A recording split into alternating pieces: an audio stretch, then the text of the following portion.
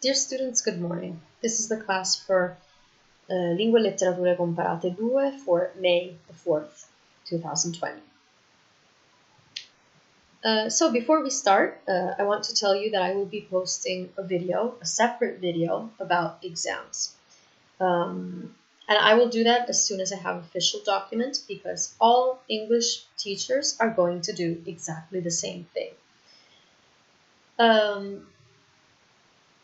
So before I post that, I can tell you a couple of things right now about the exam, and I'll say them both in English and in Italian so that everything is 100% understandable. You know that we are not going to have any written exam, but the oral exam that you're going to do only with me is going to be divided into two parts. There's the language part that you are preparing with your mother tongue teachers. If you are not attending their classes, if you are not looking at the material, please do, because they are posting on the Moodle that I gave you a couple of weeks ago, actually more than a month ago. So go to the Moodle in the section Annunci, and there's a link with that guides you, that leads you to your mother tongue teachers. And so you can do exercises from there to prepare for your language part. As for the linguistics part, you're still going to do that with me. And I said that I'm going to ask you some general questions. Then I will ask you to analyze one of the texts that I gave you in that folder, in that separate folder, about 8 testi da analizzare. What else? You definitely need an uni or email address, and I will give you the link to how to do that in case you don't have that yet. But if you're attending other courses with Microsoft Teams, I suppose you already have an uni or email address because you need it to attend classes on Teams. Because, by the way, exams are going to be through Microsoft Teams. But don't worry about that. I will prepare this separate video, and you just have to follow everything step by step. We're here for that. All English teachers are definitely going to help you in case of problems, and everything will be just fine.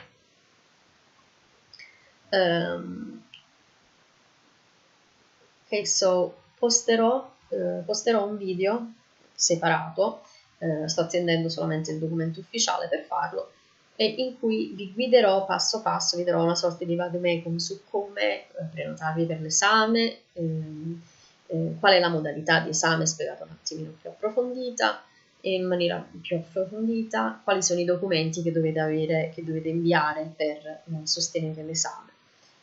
L'esame sarà attraverso Microsoft Teams, c'è una parte di lingua che preparate con i lettori, ma farete con me, e basta andare al link di Moodle che vi ho dato sul mio Moodle, sotto la cartella annunci c'è un link, ci sono i vostri lettori, seguite quello che loro stanno facendo e poi farete questa parte oralmente con me. Durante lo stesso esame poi vi saranno poste le domande di linguistica di tipo generale e anche vi chiederò di fare una parte di analisi del testo basata sugli 8 testi che vi ho dato da analizzare da soli. In maniera molto serena, guardatevi il video quando una volta che lo posterò, se ci sono domande sapete noi siamo sempre qua per questo e sono contenta di rispondere alle vostre domande. Comunque dovrebbe essere una cosa facile e basta, insomma, basta fare un paio di esami per capire come funziona la piattaforma. Ho già fatto degli esami in precedenza su questa piattaforma, vi posso dire che è intuitivo e semplice, ok? È quasi come fare degli esami in presenza.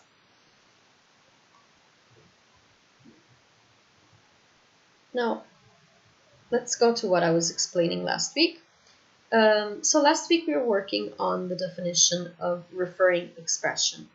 And we said that referring expression is any expression that is used in an utterance to refer to somebody, with somebody specifically in mind, with a particular person in mind. So for instance, with a sentence like Fred hit me, Okay, that person has somebody in mind, somebody specific in mind, and so that's a referring expression. But if you said something like, there's no Fred at this address, you have no specific Fred in mind, and so that is not a referring expression. We did lots of exercises with that.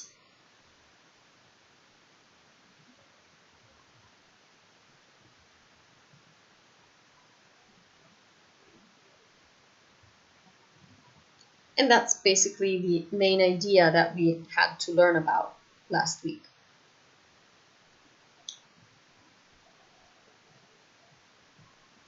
Now, first definition for today is what an equative sentence is. Well, an equative sentence is a sentence that is used to say that two referring expressions have the same referent. What does this mean? Look at the example, at the first example. Tony Blair is the Prime Minister. Tony Blair and Prime Minister are basically the same person, right? So they are the same referent. An equative sentence, thus, says that two referring expressions have the same referent. You can say Tony Blair, you can say Prime Minister, well, you could have said in the past, but they're actually referring to the same referent. And so that is a Tony Blair is the Prime Minister is an equative sentence. Or, that woman over there is my daughter's teacher. That woman over there and my daughter's teacher have the same referent. They are two referring expressions because they have a specific person in mind, and they have the same referent. So we can say that that woman over there is my daughter's teacher is an equative sentence.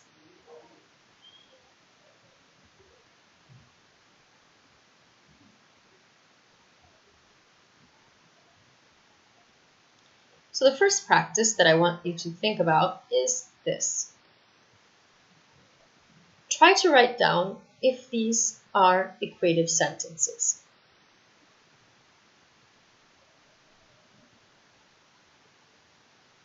John is the person in the corner.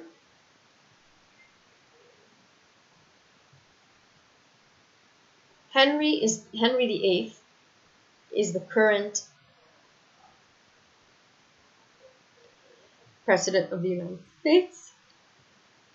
Cairo is not the largest city in Africa. Cairo is a large city. Dr. Jekyll is Mr. Hyde, and Ted is an idiot.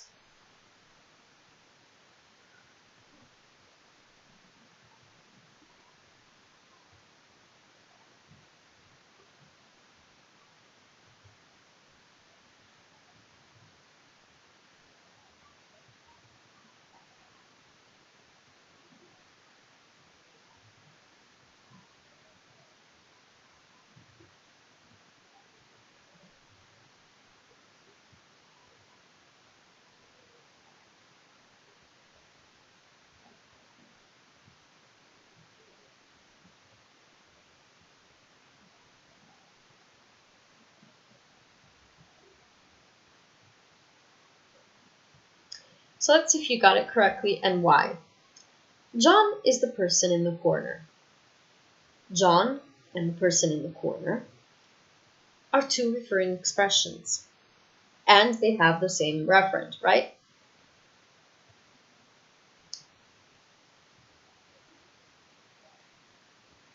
Let's look at case number 2 because it's a little particular. Henry VIII is the current President of the United States. It is an equative sentence because there are two referring expressions, Henry VIII and the current President of the United States. But you have to consider that equative sentences can be false. But there is an identification between Henry VIII and the current President of the United States. For that reason, you can say that it is an equative sentence.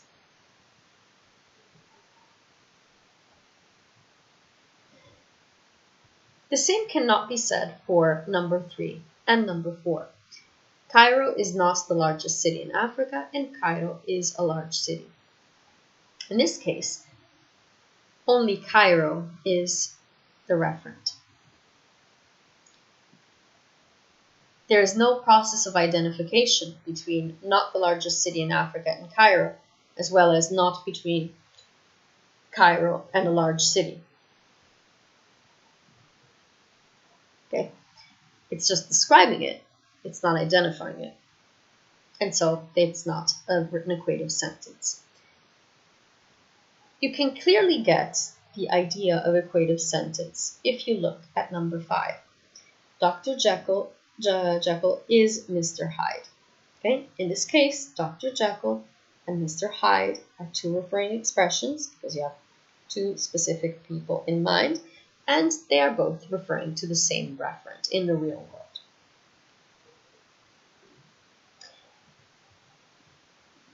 Number 6 is false. Ted is an idiot because there's no process of identification. Okay, it's not the same referent.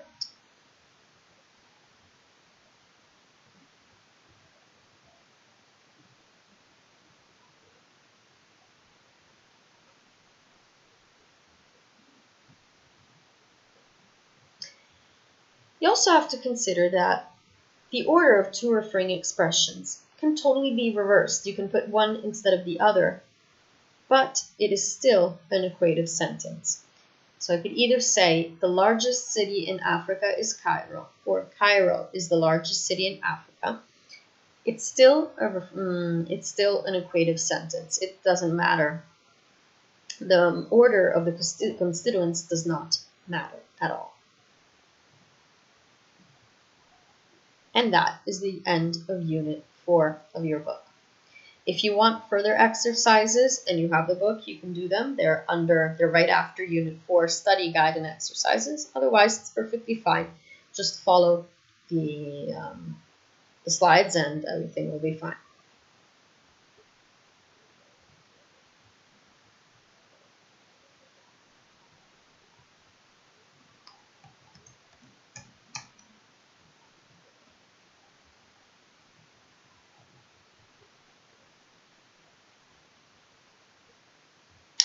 Number 5, Unit 5, predicates. Just like all the other units, also this unit starts with an entry test. So we'll try to do this exercise together. If you don't get most of the concepts, if you don't get most of the answers right, just go back to Unit 4 and study it again.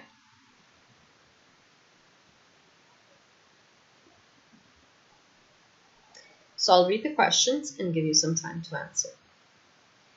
Which of the following is the phrase, a tall tree? Circle your answer. A referring expression, not a referring expression, or sometimes a referring expression, and sometimes not, depending on context and circumstances of use.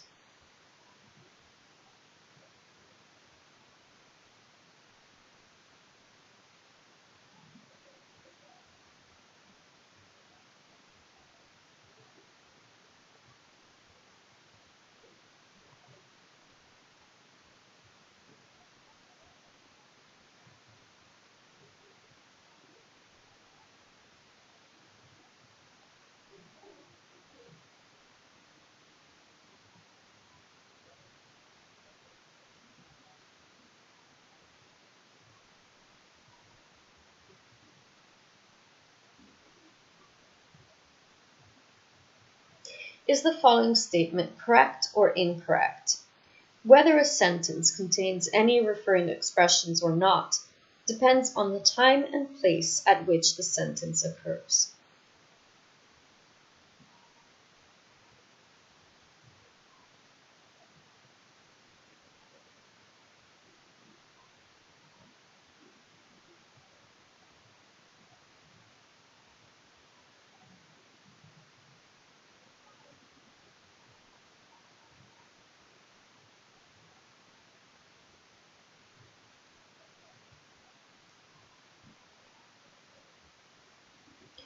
Which of the following sentences is equated? Circle your answer.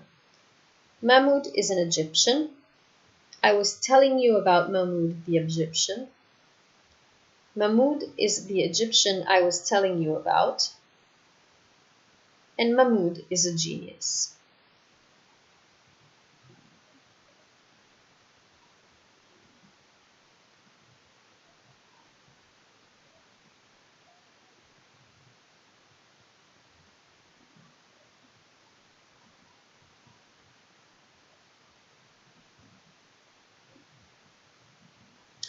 Does if have sense in the same way that dog has sense?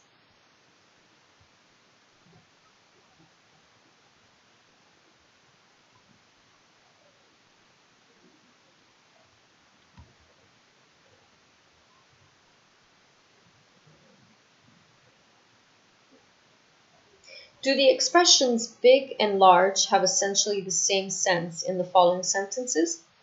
I live in a big house. I live in a large house.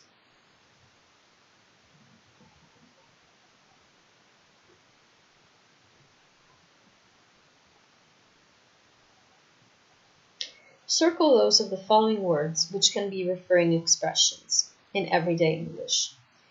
John, below, Venus, swims, round, beautiful, under, and went.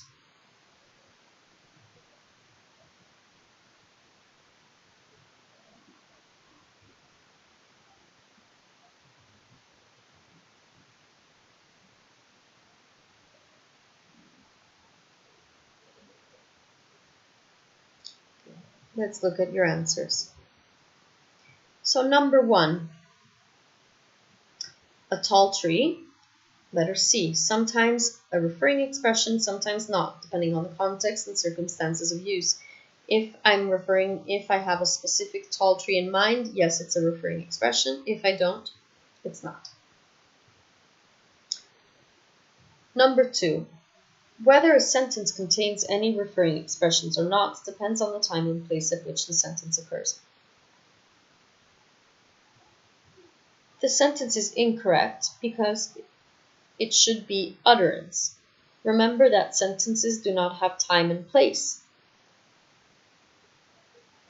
Utterances do.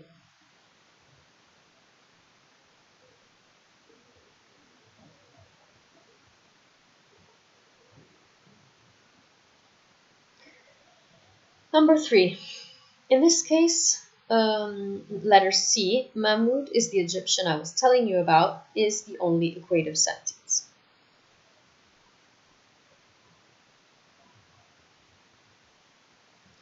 Number 4, if does not have sense in the same way that dog has sense. Okay, because that dog has a referent in the real world. If does not. And yes, big and large have essentially the same meaning, same sense. And then, for number 6, the only words that are referring expressions in the real world are John and Venus. Okay, let me double check. Let me see if I got them all correct. Okay. So, if you got most of them, fine, you can go ahead. If you didn't, please go back to Unit 4.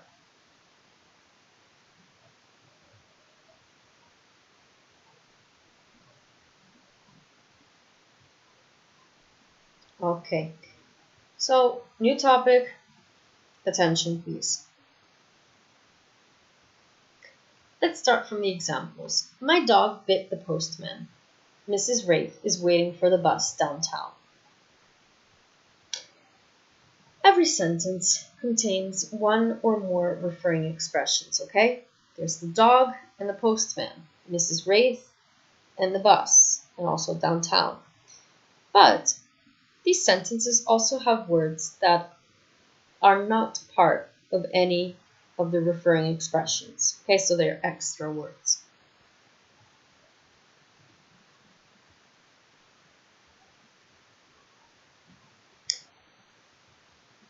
And we'll start right off with the practice. In the following sentences, I ask you to delete the referring expressions and write down whatever remains. So my dog bit the postman.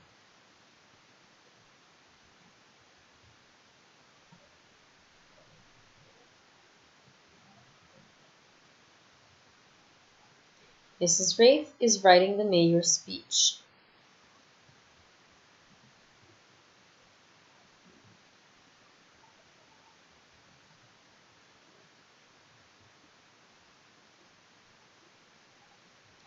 Cairo is in Africa.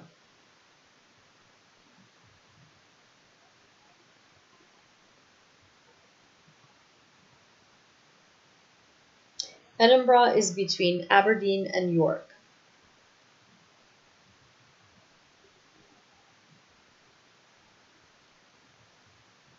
This place stinks.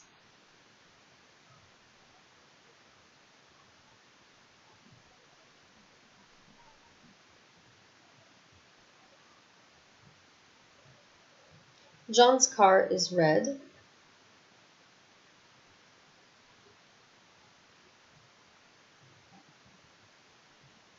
And Einstein was a genius.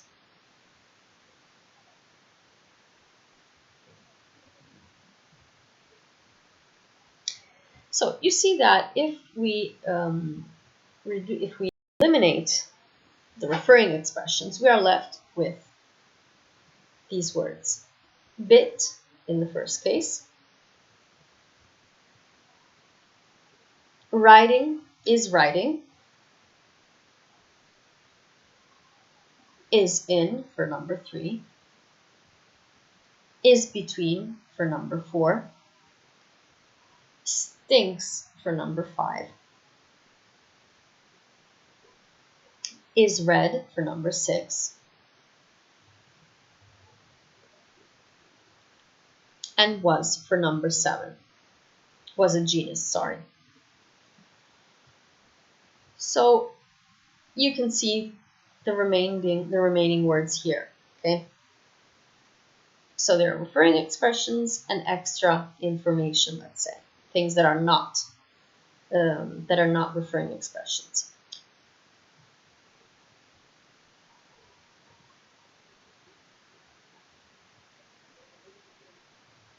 And still, if you take away those words, that sequence of words can still be understood as expressing a proposition, as expressing an idea.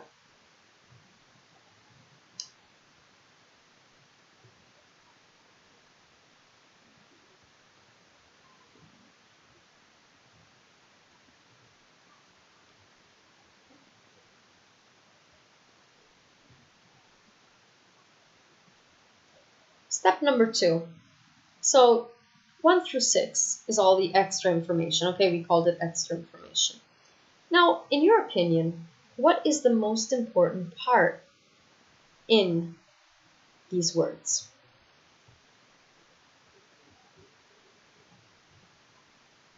For instance, in number 1 is writing. Clearly, writing is the most important part of this remainder.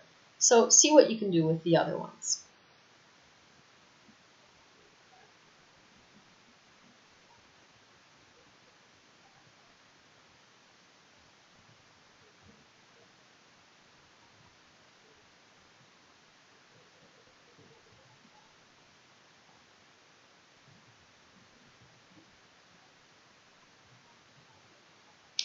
So there's writing, there's in, between, stinks, not a lot of options there, red, and genius.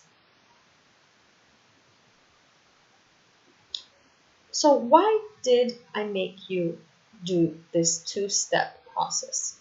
We got from the referring expression to what was left, and then I told you to find the most important part of whatever was left. Well, these words, writing, in, between, stinks, red, and genius, are called predicators of those sentences. The predicator of a declarative sentence is used to describe the referent. Okay, the predicator of a sentence describes the referent. What do I mean? Let's look at an example.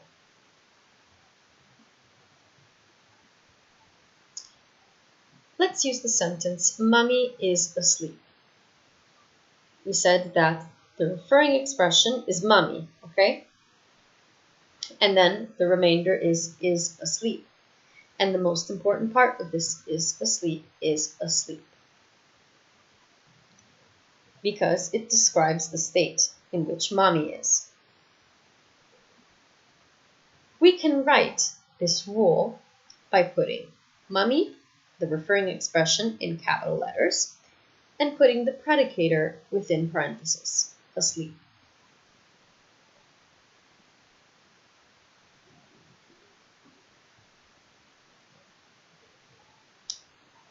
Now, I ask you to do the same thing with these sentences.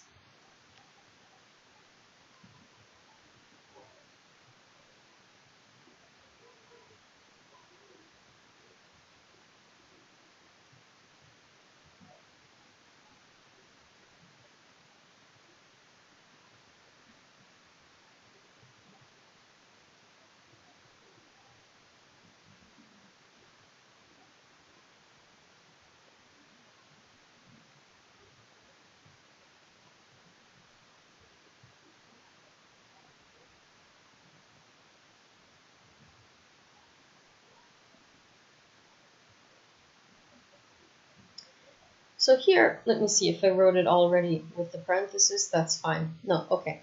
So what are the predicators here? For number 1, hungry. For number 2, in. For number 3, crook.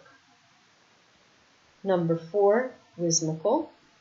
And number 5, behind. Okay? So you would have put the referring expression in capital letters, like I, and then the predicator in parentheses.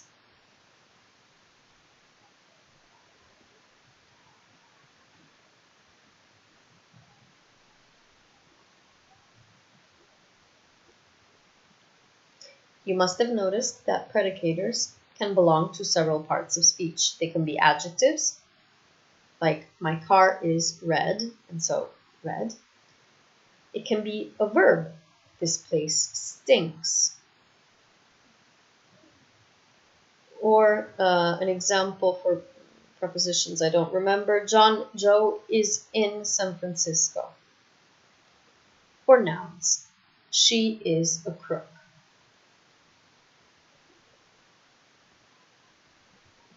Okay, so predicators describe referring expressions.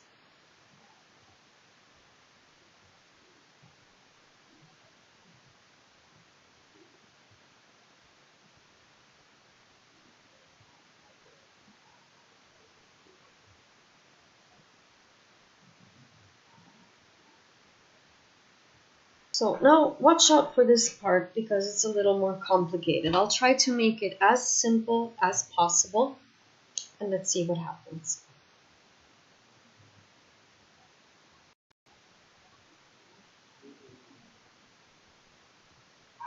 So your book refers to arguments.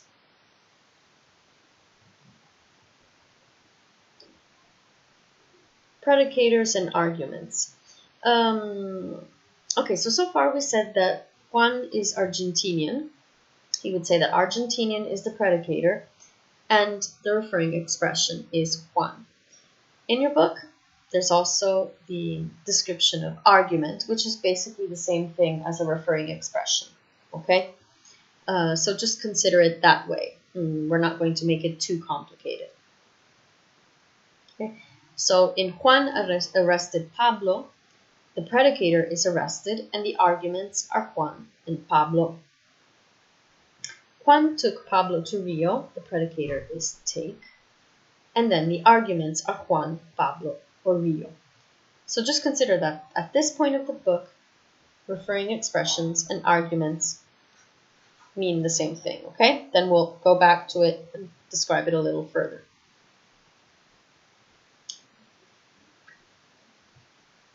So with this same, with this said, see if you can look at these sentences and write down what is the predicator, who is the predicator, and what are the arguments.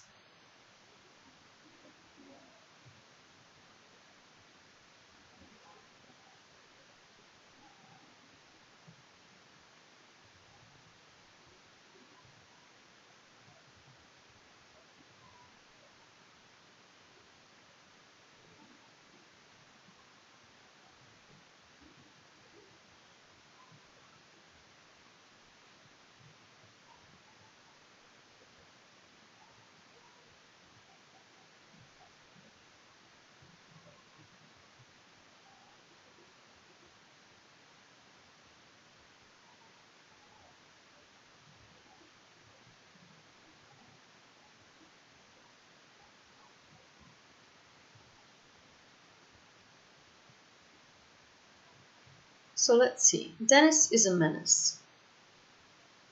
The predicator is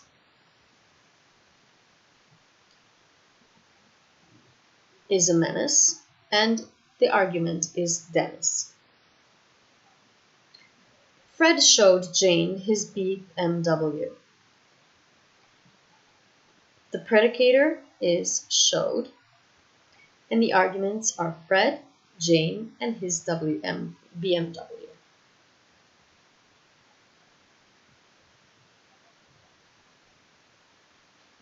Donald is proud of his family.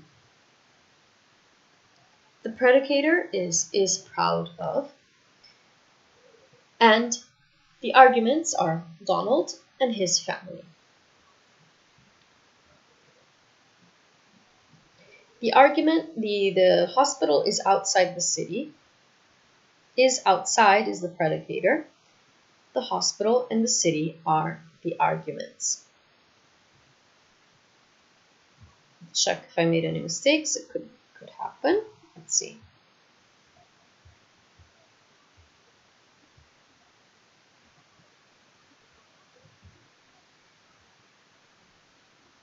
Sorry for that. Where did I end up? Okay, we're here.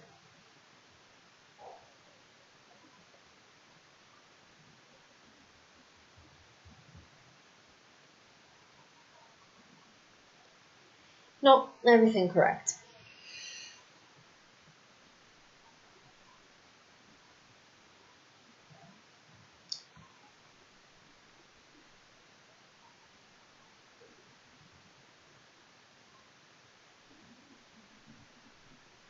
So a predicate is any word which can function as the predicator of a sentence. Let's see what this means concretely, okay?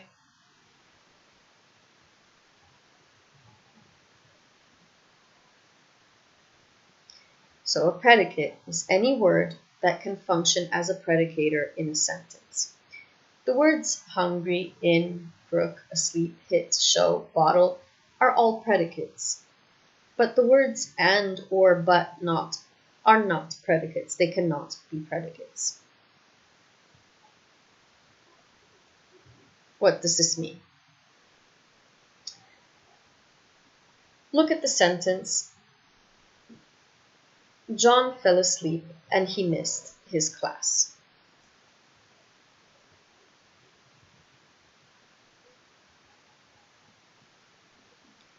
To fall asleep and he missed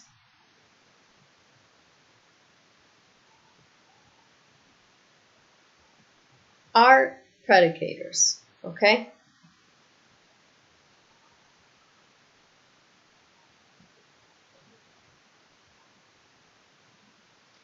But the words but, not, and or cannot be predicates because they cannot tell you anything about an argument.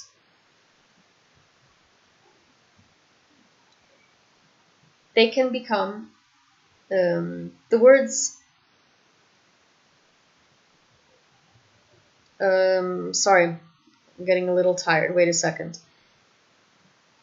Let me find an easy way to explain this, okay?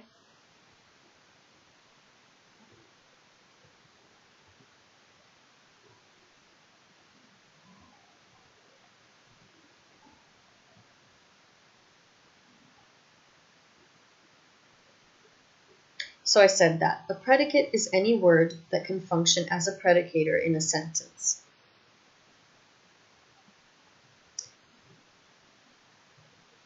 So words like John fell asleep and he missed his class. I can describe this sentence by dividing it in arguments and predicators, okay?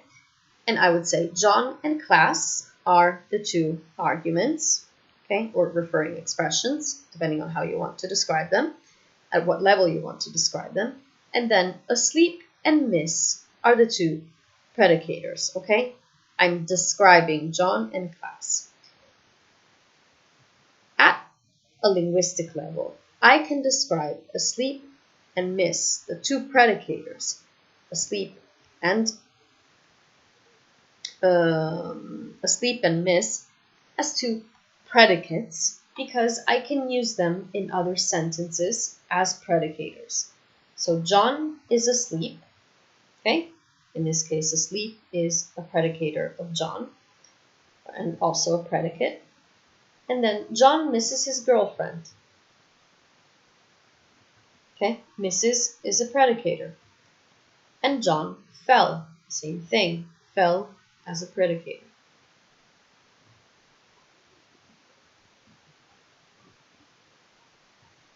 So you can describe a word as a predicate if it can be a predicator in a sentence, if it can describe an argument, basically, if it can describe a referring expression. So let's see if you can try with this practice that asks you to say whether these can be predicates or not. Dusty, drink, woman, you, Fred, and about.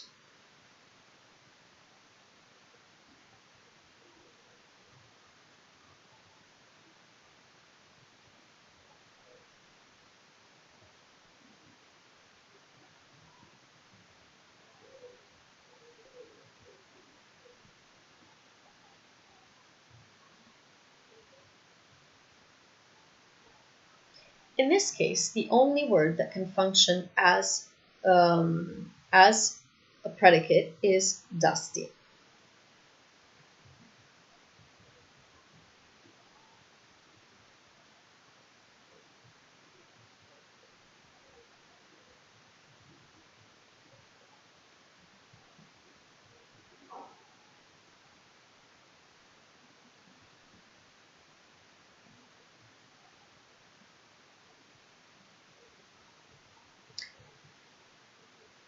So in semantics, a word can have more than one sense, but a predicate can have only one sense. What does this mean?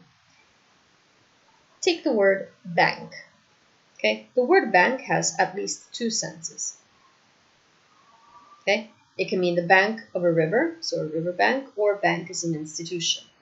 But when I'm defining the word bank as a predicate, so it's describing an argument, it can have only one sense at a time.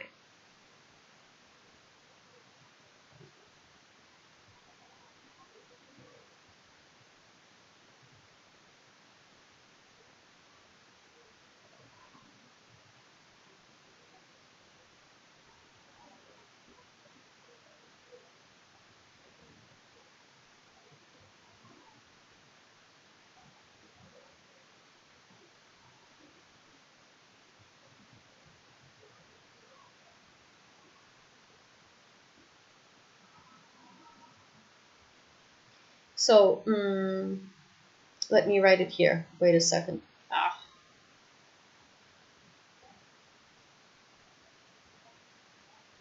Sorry for that. So let's see. I went to the bank. She swam to the other bank. So in this case, the word bank, from a general point of view, has at least two senses. Sorry. In this case, it means the institution. In this case, it means the part of the river. But when I'm dealing with predicates, So when I'm describing an argument, it can have only one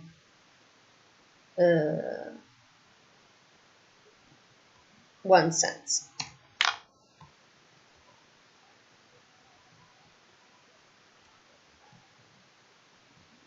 Okay, so you would indicate this one with bank 1 and this is bank 2.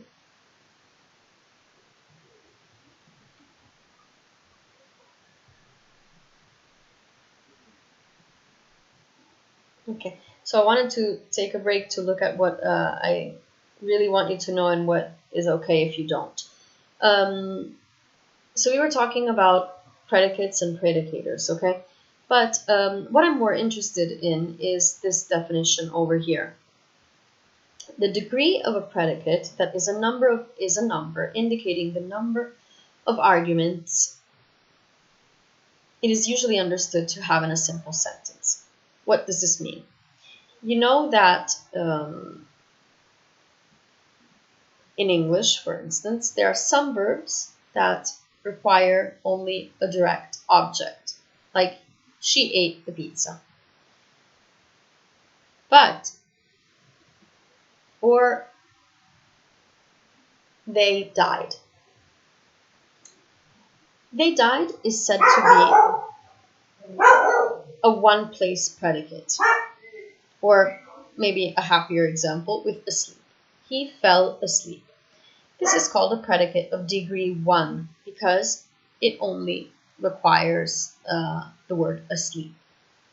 But the verb love is a predicate of degree 2 because it requires 2 people, or at least a person and an object. He loves pizza, or Mary loves Luke. In this case, the verb to love is a 2-place predicate.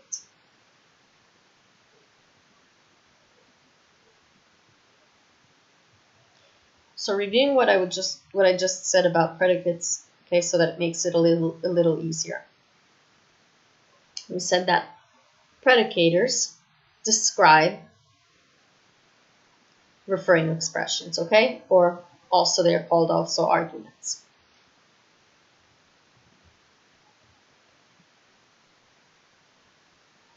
And we said that a sentence like Juan is Argentinian, the predicator is Argentinian, and the argument or referring expression is Juan.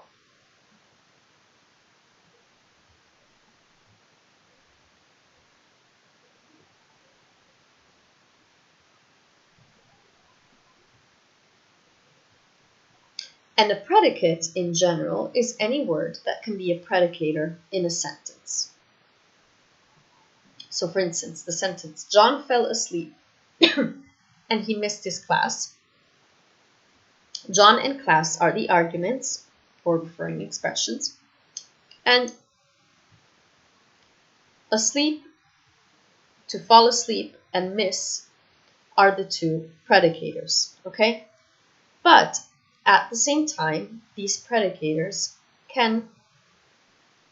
words can become predicators in other sentences, like John is asleep, John misses his girlfriend, or John fell. For this reason, these can be called predicates too, because they can be used as predicators in other sentences.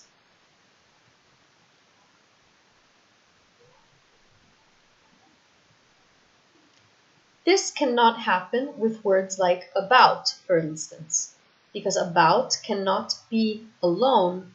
About alone cannot be a predicator in another sentence. And then you can just skip down to the degree of a predicate, that is the number of elements, the number of arguments that a predicate needs to make fully sense. So for instance, asleep is a predicate of degree 1 because it only needs one argument. John fell asleep, or John is asleep. Love is a predicate of degree 2 because it involves 2 arguments. So now let's look at this practice. to give you a concrete idea. Are the following sentences acceptable? Thornbury sneezed. Thornbury sneezed a handful of pepper. Thornbury sneezed his wife a handful of pepper.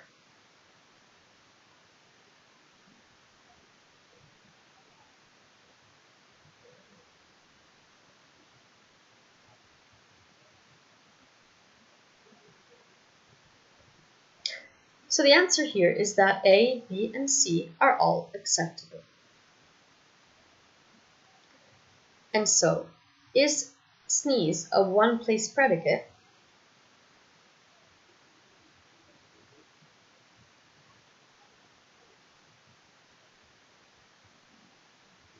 Well, it depends on the context.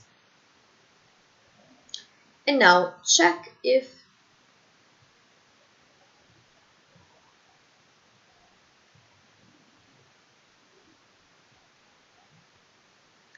okay, so it was, no, wait a second, I'm looking at the feedback.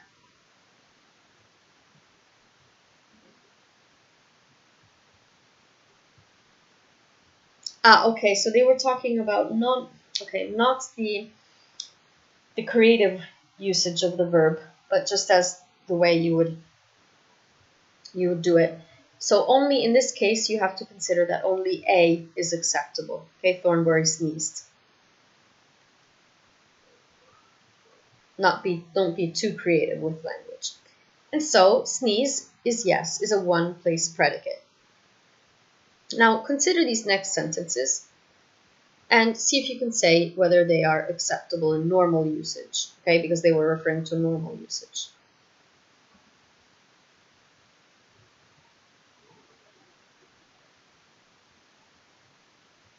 Marta hit the sideboard, and Marta hit George the sideboard.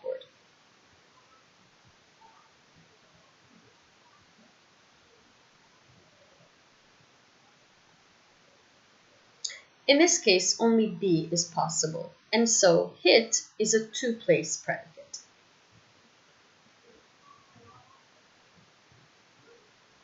And what about die? Is die a one-place predicate?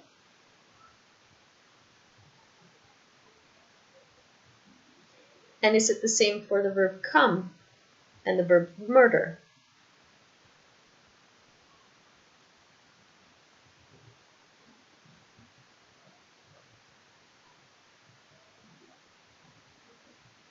Okay, so looking at number 5, this is a one-place predicate. And the same thing can be said for number 6. But you cannot say the same for the verb murder, which implies a victim and a murderer. So it's a two-place predicate. Whoa, that was pretty intense. Let me stop here.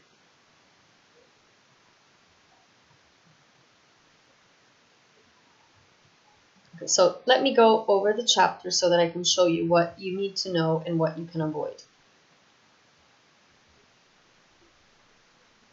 Okay, so we started the unit on predicates. Okay, we did the test, and then we did this exercise about finding the referring expression and putting the other words aside.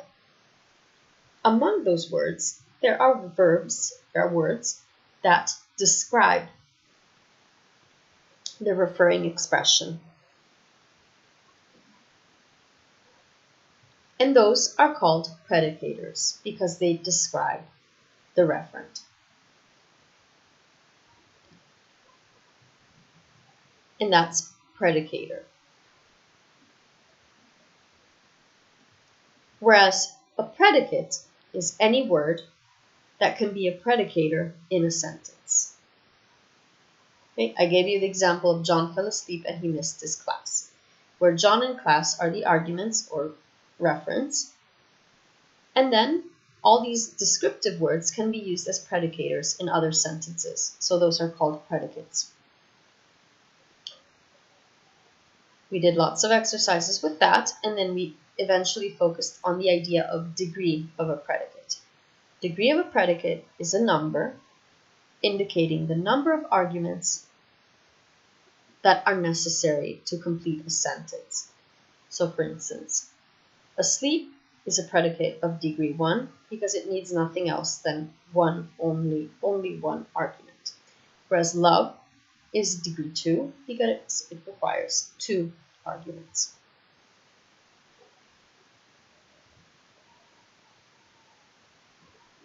Okay, sorry if it was a little messed up at the beginning, but I think I gave you the general ideas. And we will continue with this during the next class that we're going to have on Wednesday anyway. So I'll explain it a little clearer, and then we'll go on.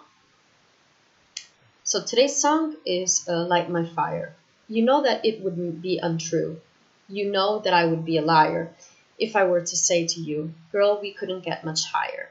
Come on, baby, light my fire. Try to set the night on fire. The time to hesitate is through. No time to waller in the mire. Try now, we can only lose, and our love become a funeral pyre. Come on, baby, light my fire. And then it repeats and repeats and repeats. Okay, so this is the link. So I will post the video about exams as soon as possible. Don't ask for the dates because they're not official yet. But as soon as the Polo Didattico approves our dates, you'll know about it. They'll post it for sure. And so if you have any questions, just drop them in the comment box below or send me an email and I'll be glad to explain it a little better. Thank you very much for watching. Take care and see you on Wednesday. Bye.